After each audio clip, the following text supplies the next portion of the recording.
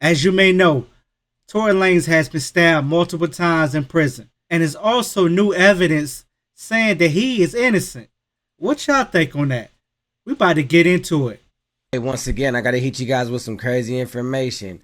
So I did a little digging, and this is about Tory Lanez. This is the person that stabbed him in Tehachapi State Prison, and I'll tell you guys why.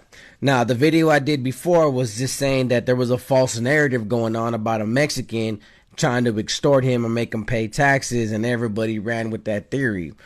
I said, no, it was personal. Now, if a Mexican was to do it, it was, yada, yada, yada. But the reason this took place is this dude was a nice guy, respectful inmate, got into a lot of trouble, though. He stabbed a couple inmates in prison. He's doing life without the possibility of parole for 2 murders. And he was in education. He was working in the educational department, respectful, but he happened to be Tory Lanez's neighbor. And at visit, he was flirtatious with his wife. And his wife immediately told her husband. They went back, got confrontational, and Tory Lanez was on a tear saying that he was gonna F his wife because she likes black dudes. That's what really happened. And wow. I had to go do some digging. I had to go. People kept asking me to go look it up, and I made contact with Tehachapi State Prison to finally get the story down, because a lot of people kept saying it was black on black, and he tried to get a black DP'd and all that, and he was paying other people for protection to have other people hid and trying to be the shot caller on the yard. Then I heard Mexicans did it, and I was like, all right, now let me just get to the bottom of it, since everybody's throwing like 202 stories about it. But that is the information. That is what happened. He was being disrespectful towards his neighbor's wife at visit. I still think it's more stuff going on, because he getting stabbed up. Chris Brown is locked up right now just because he said free Tory. DDG going through a whole little situation with his baby mama. And all of them is connected with Rock Nation. Same as Megan Thee Stallion. You know what I'm saying? And all of this is going on in this whole week. This is crazy week. Not long ago, Unite the People was approached by a gentleman named Bradley James.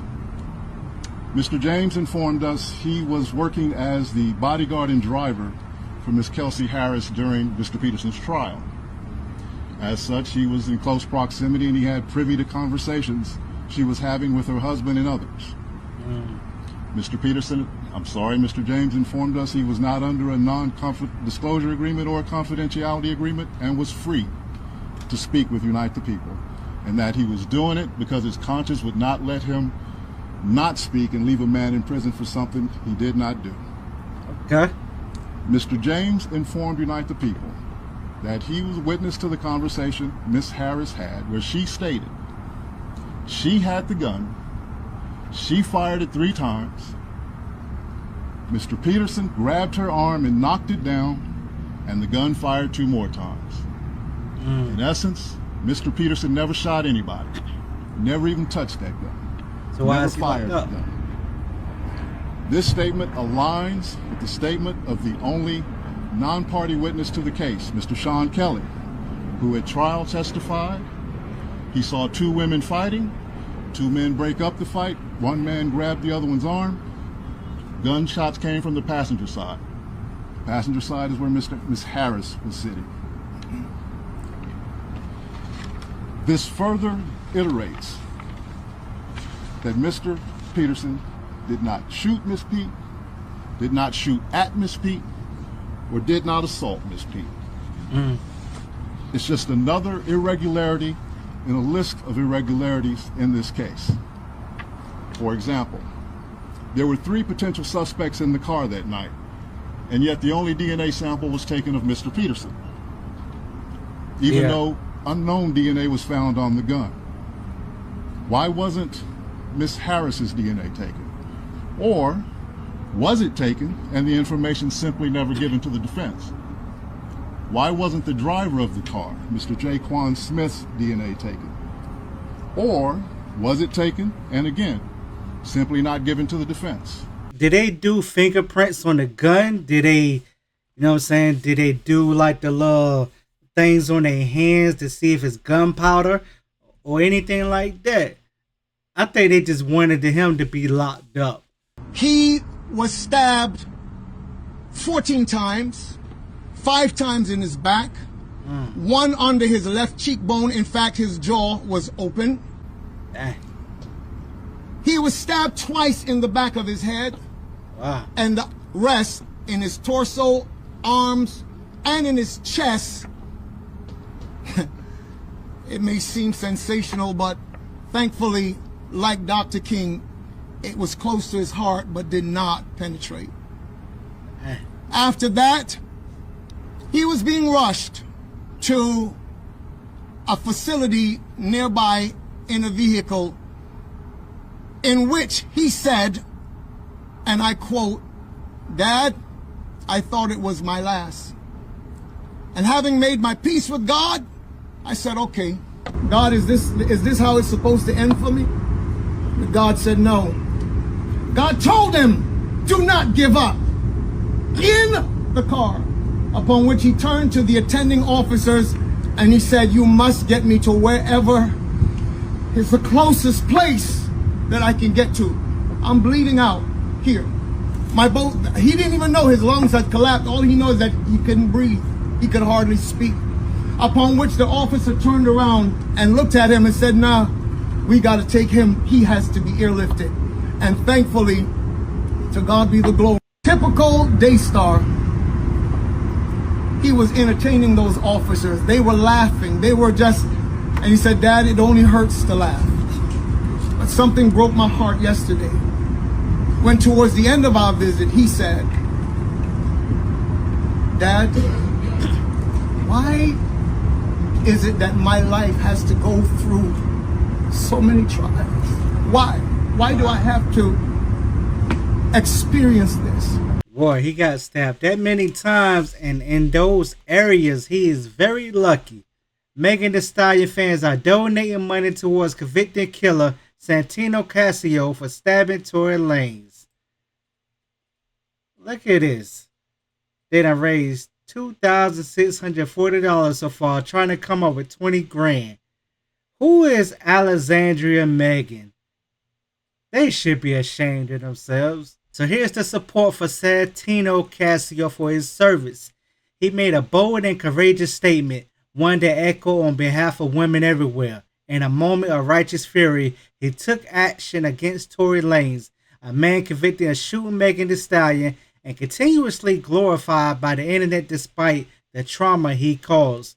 Santino now faces harsh punishment and legal consequences for what may believe was a symbolic act of justice inside a system that failed to protect Megan.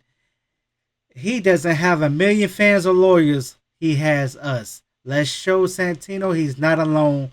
Let's remind the world that real heroes sometimes live in the shadows. Crazy. But this guy's in prison.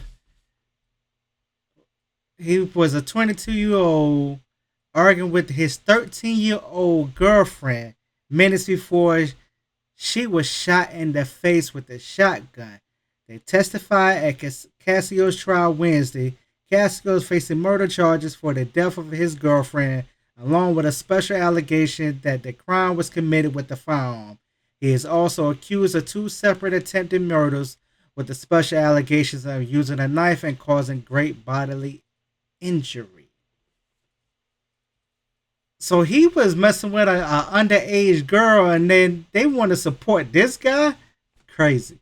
Okay, top 3 R&B artists. SZA, Summer Walker. I like Tory Lanez a lot. I like his like non-rap shit. His Fire. shit. Yeah. Fire. You f with Tory? Yeah. That's a good friend of mine. I love Tory. He's a good dude. I love He Tory. really ain't do shit. Free Tory. Well, I don't know. But Nah, he didn't. I still like his music. I'm gonna tell you why. Megan will never show her bullet hole. But didn't she like go to the hospital about It it? don't matter. She got caught stepping on glass in her body cam they just found. Tory had no evidence on that shit, bro. Yeah. Tory didn't do it, I promise you. Either way, I like him and Good. his music. So Good. It's free Tory. It's always free Tory. Shit has nothing to do with me. Show the bullet wound. Sorry. Sorry, Z. I like, come on, bro. Be loud on my man's name. By April 10th of 2019, Tory hints at going fully independent soon, saying that he only has one more album and then he was fully independent. Rock Nation then either helps Tory get out of the contract fully while also retaining all of his masters, or gets wind of it and approaches Tory in order to buy out his catalog or maybe even just buy the masters themselves. But Tory is very reluctant with wanting to go with another label because of what happened last time, and now he finally has all of his masters. Jay-Z then tells him, hey, don't even worry about it. Why don't you just do this? I don't want you to make any final decisions now. Why don't you just come to my very exclusive Rock Nation brunch in January 25th of 2020. I'll show you how much you could benefit by being a part of the family here at Rock Nation, so much so that you don't even gotta worry about your masters. Tory then comes and he has a fantastic time, maybe even tells Jay-Z and Rock Nation, hey, maybe I am willing to a buyout of my catalog or even my masters. But then the world shuts down and there's a national emergency declared back in 2020. And although there's no going in or out of the state, Tory comes up with Quarantine Radio, and it's an absolute hit, getting on live, breaking records with people like Drake, Breezy, Justin Bieber, Snoop Dogg, Lil Wayne, then using that momentum to push his fully independent album called The New Toronto 3. That debuted at number 4 on the Billboard Hot 200 the day that it was released, and now is having second thoughts about giving away his catalog or signing with another label like Jay-Z and Rock Nation. Simultaneously proving and giving confidence to smaller and bigger artists like Drake and Chris Breezy that labels and contracts are no longer. So he shuts down the idea with Jay-Z and Rock Nation. But Jay feels very slighted. But also, the music industry itself is absolutely quaking. This Tory is single-handedly flipping the entire thing on its head, and they knew they needed to do something. 2 months later, Megan Thee Stallion gets shot in the foot. Tory then gets legally advised to put out a statement to get ahead of the story when he gets a call from Rock Nation. They hear that he's going to be putting out a statement, but he's kind of confused on how they even heard that he's going to be putting out a statement if he heard it legally. But he presses on and he doesn't say anything publicly, not knowing that somewhere along the line, Jay-Z had already gotten into the ear of his previous lawyer, Sean Hawley, not in any exchange for money or fame for her, but instead for her daughter, Nana Hawley, a woman who landed a spot as a background vocalist for the Super Bowl halftime show in which Jay-Z organizes, as well as a background vocalist for his wife, Beyonce. Two moves that would absolutely catapult this woman's career, but only if she got Tory to take the plea against shooting Megan Thee Stallion. With only one issue, Tory is refusing to take the plea because he said that he didn't do it. So we fast forward to December 12th of 2022 and the trial starts, and Sean Hawley is essentially begging Tory Lanez to take the plea, in which he keeps denying. Her job was only for him to take the plea, not to take a 10-year sentence for something that she knows that he didn't do. So she drops out 5 days before the case. Tory then gets sentenced to 10 years, then files an ethics complaint with the State Bar of California stating that there is a conflict of interest with Rock Nation, the accuser, and his lawyer, Sean Hawley, in which she adamantly denies ever representing Rock Nation, not telling them that there may be invested interest with Rock Nation, Jay-Z, and her daughter, Nana Hawley, all while looking the other way and charging Tory with a crime not against Megan Thee Stallion, but against the music industry for beating them at their own game. No DNA, no fingerprints, missing bullet fragments.